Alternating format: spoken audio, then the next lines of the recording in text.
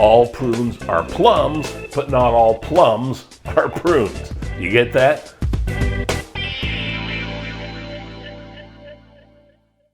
All right, folks, it's the middle of September, and boy, oh boy, there's still a lot of good stuff in the produce stands, but you gotta hurry because we have plenty of stone fruit, excellent peach and nectarine varieties, lots of pluots and plums, prune plums, fresh figs, cavion melons, and so many other melons, but it also transitions into apples and pears and some of the fall stuff. So right now we're going to get into some of my favorites of the season, and that would be the Italian prune, the French prune, the Moyer plum, and the Empress plum.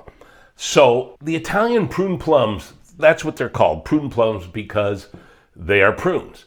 Now, all prunes are plums, but not all plums are prunes. You get that? These are prune plums. So these can be dried, they can be baked, and they can be eaten fresh. They come from an old world stock that's primarily here on the West Coast. You see this small oval piece of fruit here with its dusty bloom on it. These are great, halved and roasted, and pat them with some butter to caramelize the sugars and kind of saute them on the stovetop or maybe cook them in the oven. They're great for plum torts or galettes. They hold their form. They're a little less moist, so you're not going to get a bunch of soggy tarts and galettes and things of that nature. They're great for jam. They're used in savory dishes too, like I've used them slice them in halves or in quarters, throw them in an arugula salad with some blue cheese, or my favorite, a really good sheep feta and some candied walnuts. They're absolutely delicious. They're Italian prune plums. And next what we have is the French prune plum. Now you can see the difference here. It's more henna in color.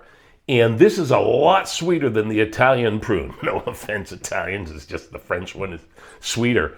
And these were brought from France in the 1800s.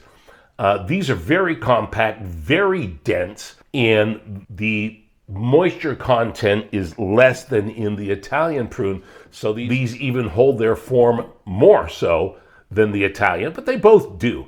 These are fantastic, poached in a wine sauce with some cinnamon and anise. Have that for dessert. And then for baking, they don't get soggy, so they're great for tarts, tea cakes, and pastry dishes as well. And roasting, oh boy, let me tell you. Now, these are great alongside pork or fowl, turkey, chicken, duck. Absolutely delicious. In fact, what I do every year is I cut a bunch of these in half and I freeze them. And then at Thanksgiving time, I have them with the turkey instead of cranberry sauce. But that's just me.